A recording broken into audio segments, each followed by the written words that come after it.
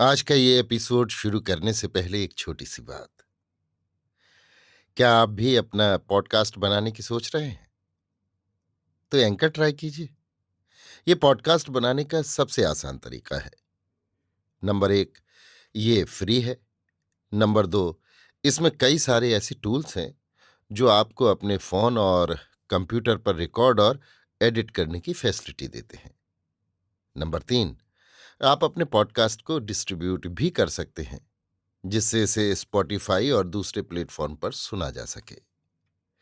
तो डाउनलोड कीजिए free anchor app या विजिट कीजिए anchor.fm पर अपना पॉडकास्ट स्टार्ट करने के लिए। ये तो थी एक छोटी सी जानकारी, और अब शुरू करते हैं एपिसोड का सिलसिला। तो आज के एपिसोड में लीजिए सुनिए फणीश्वरनाथ रेणु के लिखे उपन्यास मैला आंचल का भाग 35, मेरी यानी समीर गोस्वामी की आवाज में। तहसीलदार विश्वनाथ प्रसाद के सामने विकट समस्या उपस्थित है। नई बंदोबस्ती वाले किसान रोज उनके यहां आते हैं। मामला मुकदमा उठने पर विश्वनाथ प्रसाद की गवाही की जरूरत होगी।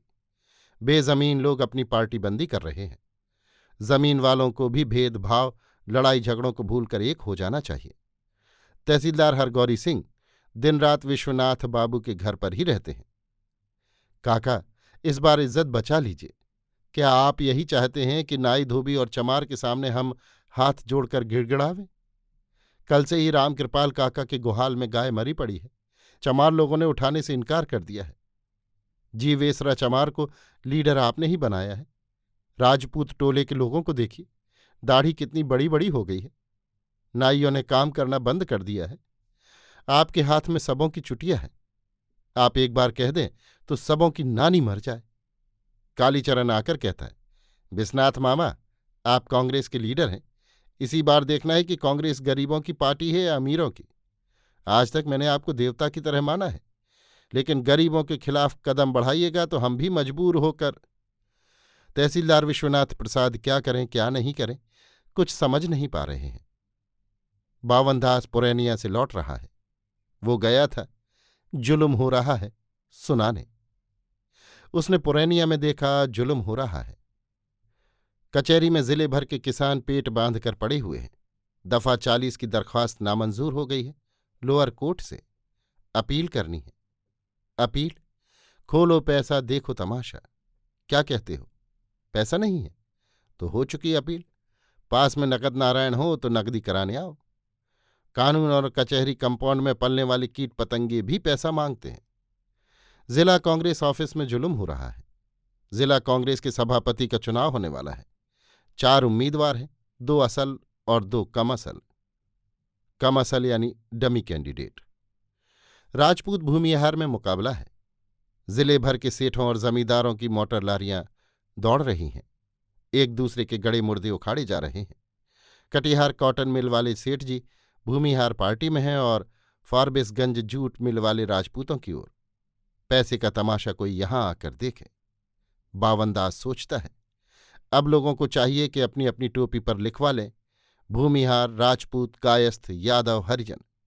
कौन काजकर्ता किस पार्टी का है समझ में नहीं आता। जुल्म हो रहा है। जी हां, जुल्म हो रहा है।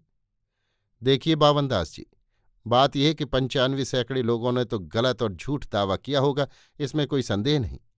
सही और वाजिब हक वाले बाकी रैयत भी इन्हीं झूठे दावे करने वालों के कारण बेमौत मर गए। इसमें कानून का क्या दोष है? लोगों का नैतिक पतन हो गया है। देखिए, इस बार जिला कमेटी में इस संबंध में एक प्रस्ताव पास होने वाला है। बेदखल किसानों से क्या कहेंगे? क्या कहिएगा? कहिए कि जमींदारी प्रथा खत्म हो रही है। आज बिहार मंत्रिमंडल ने ऐलान कर दिया है, जमींदारी प्रथा को खत्म करने के लिए बिहार सरकार कटिबद्ध है। बावनदास किसानों से क्या कहेगा? जमींदारी प्रथा खत्म हो जाएगी तब ये कांग्रेसी जमींदार लोग क्या करेंगे? सब मिल खोलेंगे शायद। इसीलिए प्रायः हर एक छोटे बड़े लीडर के साथ एक मारवाड़ी घूमता है। बावनदास को याद आती है 5 महीने पहले की बात। पुरैनिया टीसन में तिल झाड़ी के शंकर बाबू ने अपने साथ के 10 कार्यकर्ताओं को पूरी मिठाई का जलपान कराया और पैसा दिया तिल झाड़ी हाट के मारवाड़ी चोखमल जोहार चंद के बेटे ने। हाँ जी, खाओ जी, तुम ही लोग तो देश के असल सेवक हो। जेहल में खिचड़ी खाते खाते जिंदगी बिता दी, सारे इलाके के कार्यकर्ता को खिलाया और एक एक सेर मिठाई भी खरीद दी। चोखमल जोहार चंद का बेटा आजकल अररिया सब डिवीजन कांग्रेस का खजांची है। 60 रुपये जोड़ी खादी की धोती पहनता है। चरखा संघ के बाबू कितना खातिर करते हैं। जुल्म हो गया। क्या हुआ? जमींदारी प्रथा खत्म। जुल्म बात। यहां के लोग सुख संवाद सुनकर भी कहते हैं जुल्म बात, जुल्म हंसी, जुल्म खुशी, बंगला के भीषण सुंदर की तरह। जुल्म बात क्या है? बावनदास ने जमींदारी प्रथा खत्म कर दिया। कामरेड वासुदेव दौड़ता हुआ आकर कालीचरण को खबर देता है। बावनदास ने? नहीं, बावनदास खबर लेकर आया है। कांग्रेस के मंत्री जी ने जमींदारी का नाश कर दिया है।